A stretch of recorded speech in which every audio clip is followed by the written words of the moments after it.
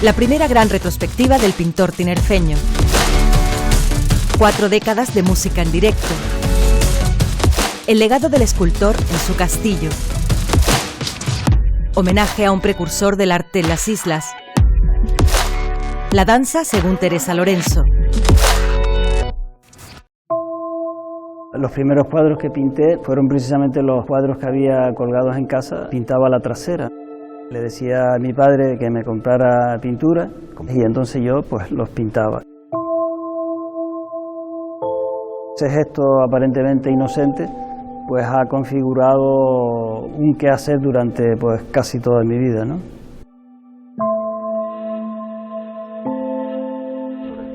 El sentido de la exposición es acercarnos a la obra de Luis Palmero, que es un creador fundamental no solo en Canarias, sino en todo el Estado, a partir de los años 80. Para ello hay una serie de actividades que buscan no solo acercarnos a la obra, sino entender el momento y el proceso creativo por el que ha ido atravesando Luis. Porque es una obra que escapa al ámbito del marco, que escapa a la cuestión puramente pictórica.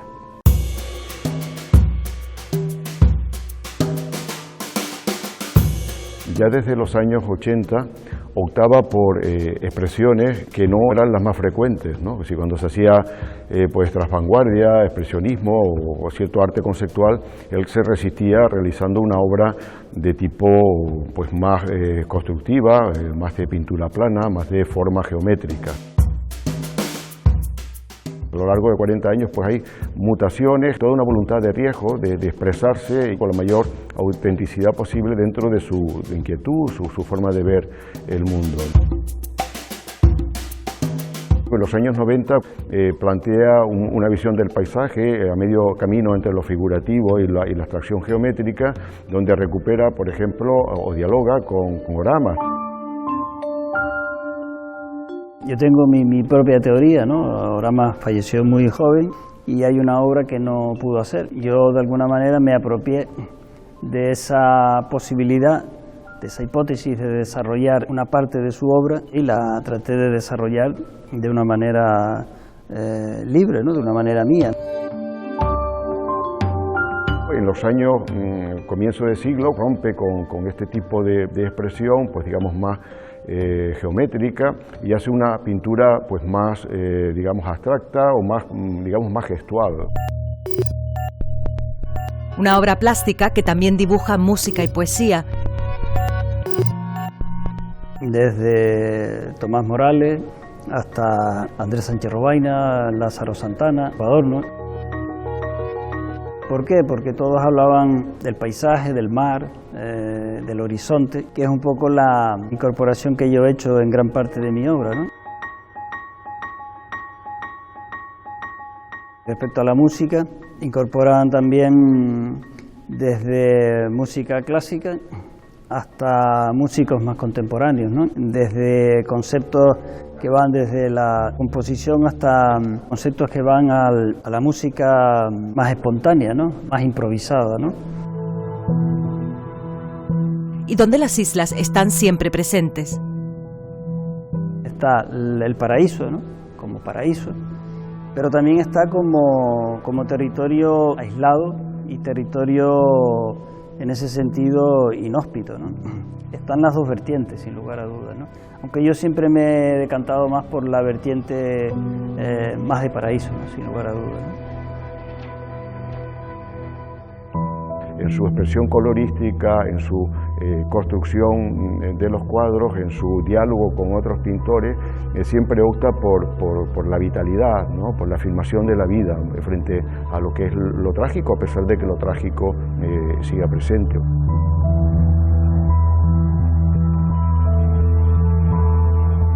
Me llamó una señora diciéndome que ella tenía una depresión y que mis cuadros, ¿no?, le habían ayudado en alguna manera a salir de esa depresión, ¿no? Hay ese lado, ¿no? Ese lado más amable, más alegre, más el que yo intento siempre poner, ¿no?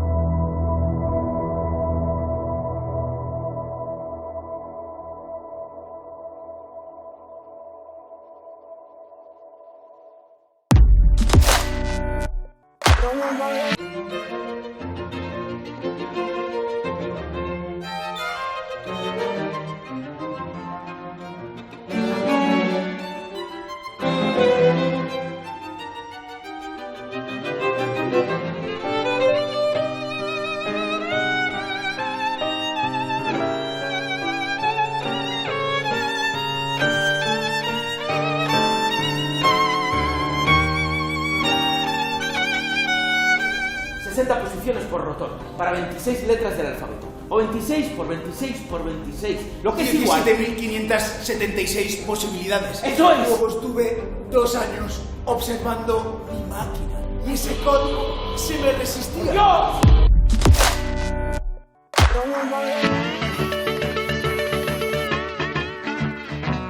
Promotor y productor musical, Juan Salán nos recibe en el ya icónico Talleres Palermo para hablar del panorama musical en las islas. En 1987 fundó Salán Producciones y un año más tarde el mítico Pub La Calle. Un local en el que todo lo que hacíamos era de una forma artesanal y sobre todo con mucho cariño, ¿no?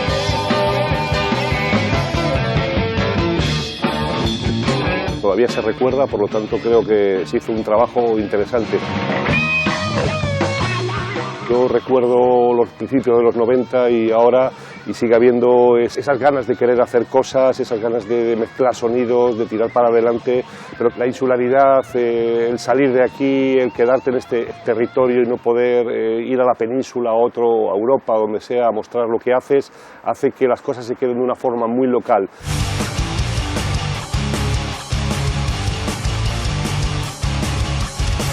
La escena sigue siendo igual de creativa que hace 30 años, con las diferencias de los tiempos que corremos ahora y entonces, ¿no? Es importante que haya locales para poder tocar, locales para ensayar, que haya apoyo por parte de los medios a la hora de difundir esa escena, pero está claro que ha cambiado mucho la situación. Estamos hablando de una época antes de Internet y una época después de Internet. A pesar de los cambios de hábitos musicales del público, Salán sigue programando conciertos en las pocas salas, públicas y privadas, que aún sobreviven en el archipiélago. Es un problema no de instituciones, es un problema empresarial, es un problema de que algún empresario entienda que hacer música en directo es una forma de negocio.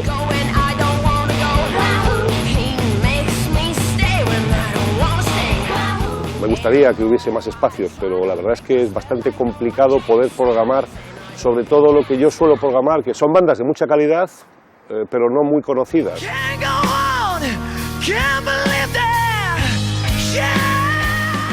Pero existe un público que las demanda y por lo tanto esa es la línea que siempre he seguido, pero para eso hace falta tener esos espacios libres y tenemos un déficit muy importante de salas. Estos últimos 35 años yo destacaría 2 fechas. Destacaría marzo del 93 con los Ramones. ¿Qué pasa, tíos? It's good to be here in Las Palmas tonight. Marzo del 2006 con Chuck Berry. Para mí han sido los 2 momentos más álgidos a la hora de producir un evento y a la hora de mostrar mi respeto al señor Chuck Berry como al señor Joey Ramone, ¿no?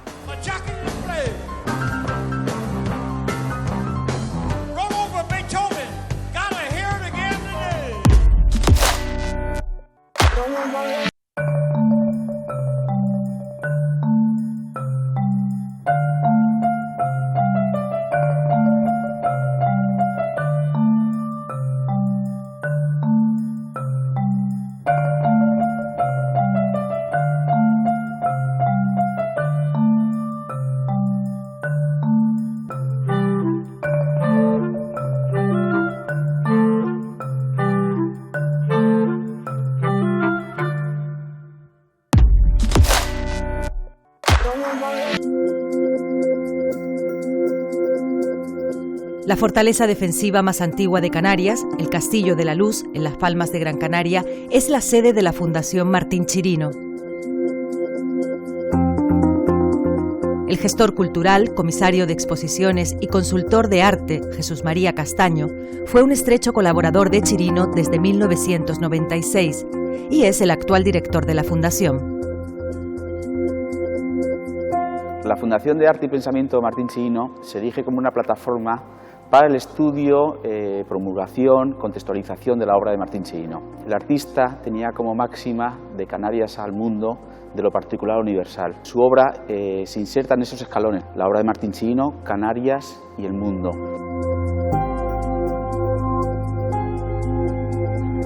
Uno de nuestros objetivos es también ayudar a la promoción universal del archipiélago canario. Igualmente nos promovemos en interrelacionar todas aquellas disciplinas que tengan que ver con el pensamiento, con la literatura, en una clara comunión con las artes plásticas.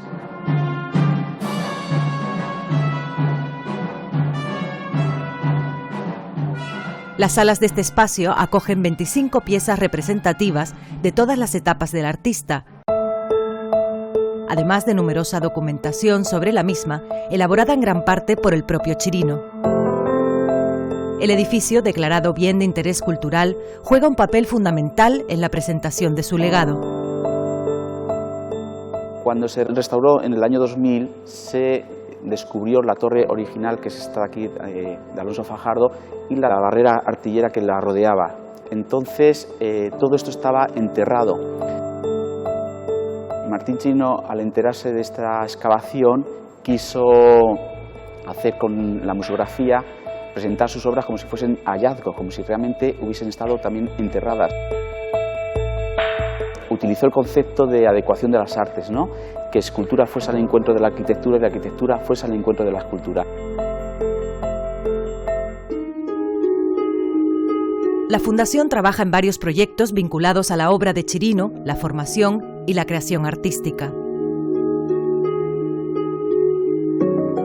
Este año empezamos a hacer exposiciones temáticas de la obra de Martín Chirino y arrancamos desde los orígenes, ¿no? Del comienzo. El comienzo empezaron siendo las Reinas Negras, unas esculturas que desarrolló Martín a partir de los años 50 y, como él decía, era el comienzo de toda su obra.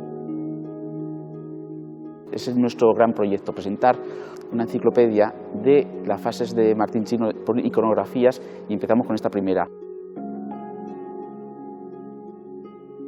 Hemos firmado un convenio con la Universidad de Las Palmas y vamos a dar una formación reglada universitaria con formación en estética, en crítica y en teoría del arte.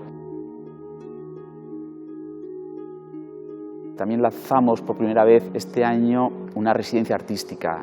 El mes de marzo lanzaremos las bases para que poder recibir todas aquellas solicitudes, y elegiremos un residente que se formará durante 3 meses con unas directrices claras que son la historia del castillo y la obra de Martín Chirino.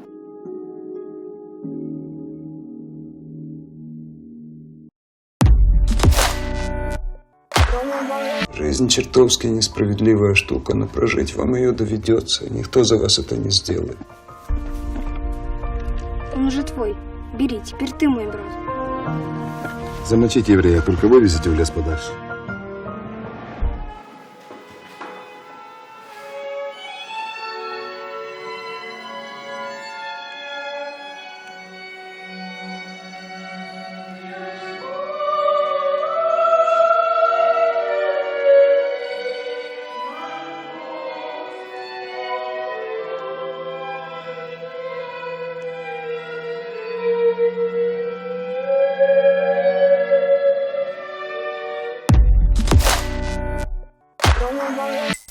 Laura Teresa García Morales, historiadora del arte, es la autora de este monográfico.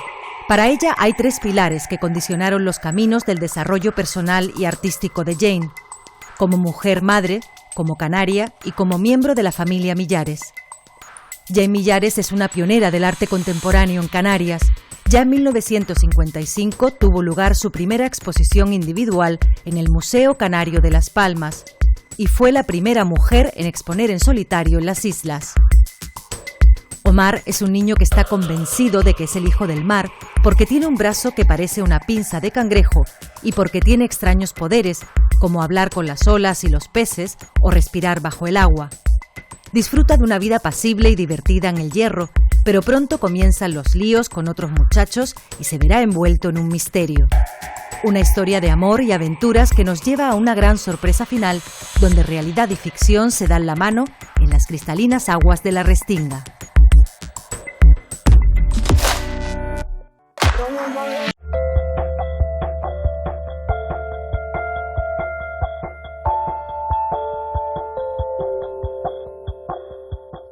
Gonzalo Díaz, alias El Conco, se licenció en arquitectura en Madrid en los años 50.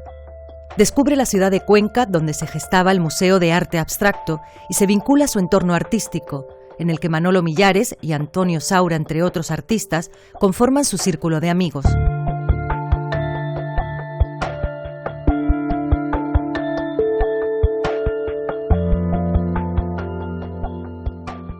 Él viene con esas ideas a Canarias y pretende de alguna manera reproducir lo que ha vivido, con un entusiasmo que todo el mundo le decía, incluso los Westerdal, estás loco, ¿qué vas a hacer con una galería en la laguna? Pero la galería funcionó.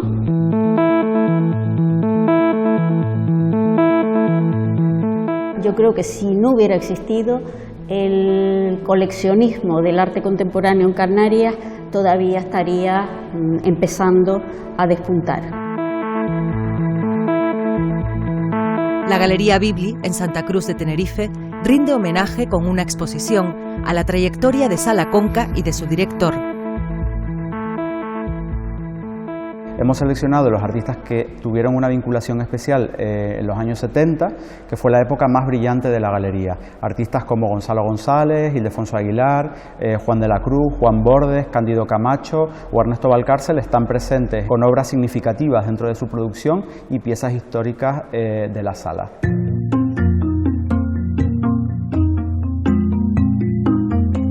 Gonzalo allanó el terreno para que ahora los galeristas lo tuviéramos mucho más fácil, ¿no? Cambió la mirada de esa burguesía que compraban acuarelas y compraban ese tipo de obras, y sobre todo hizo que el mercado del arte no fuese tan pequeño. Ese es un gran legado que deja Gonzalo. Todo ese patrimonio, todo ese legado, pues yo creo que lo iremos descubriendo con los años. Falta un estudio en profundidad de la figura de Gonzalo, que todavía vive, y que yo creo que el papel que representó es ahora el momento de empezar a estudiarlo con detenimiento.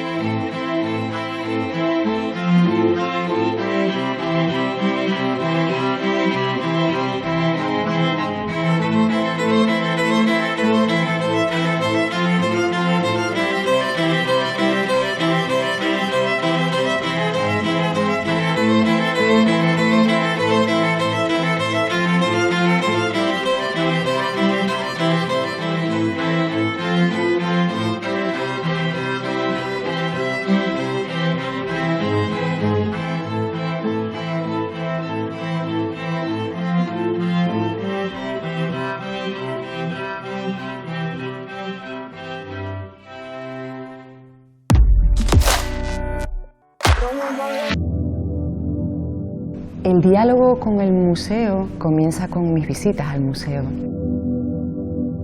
No vengo con una idea clara o con un objetivo, vengo y habito el espacio en el que voy a trabajar.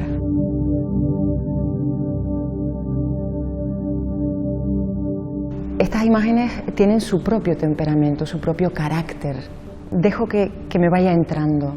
El proceso es como ir generando un lenguaje que tenga que ver con ese temperamento, y luego hago notas literales en cuestiones de gestualidad o de algunas formas del cuerpo que aparecen en el cuadro y que yo las corporalizo y que las muevo, genero variaciones.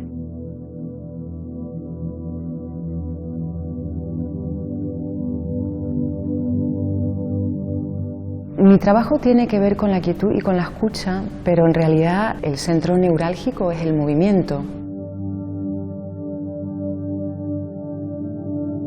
Lo que pasa es que yo considero que para mover el cuerpo hay que aquietar una serie de capas interiores y hay que abrir la escucha a esa interioridad, también a la exterioridad, y bueno, a partir de ahí ya comienza el devenir del movimiento.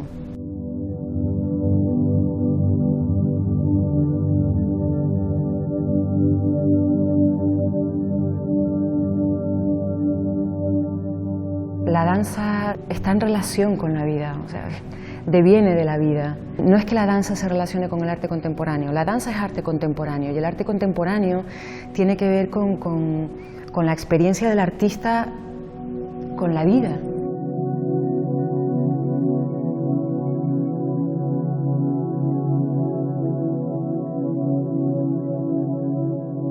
No es en el arte donde voy a buscar la inspiración. La inspiración me viene de todas partes y luego yo decido, esto me interesa más, vamos a trabajar sobre ello.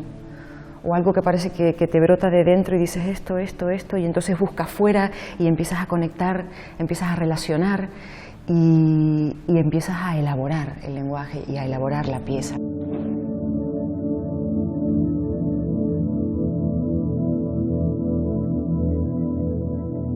La danza no es solamente mover el cuerpo con una técnica específica, la danza es una mirada, pero es una mirada que te obliga a trabajar con un cierto rigor, porque al final todas las ideas confluyen en el cuerpo y es el cuerpo las que tiene que emanarlas, ¿no? Y aclararlas hacia el público. Se mueve todo. Se mueve el corazón, se mueve ya no cada célula, sino cada molécula. Entonces, por eso digo que es mi vida, ¿no? Porque caí en ese océano y ahí estoy.